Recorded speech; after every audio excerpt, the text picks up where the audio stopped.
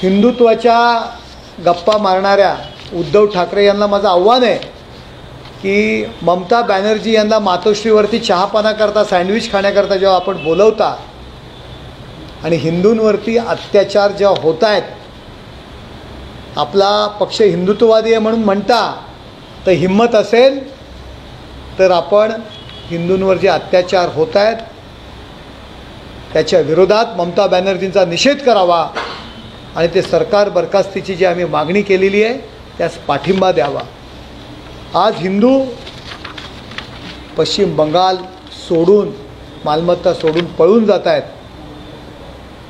उभाटा गप्प का? हिंदूंच्या वरती जे अन्याय होत आहे त्यावर इतर लोक गप्प का?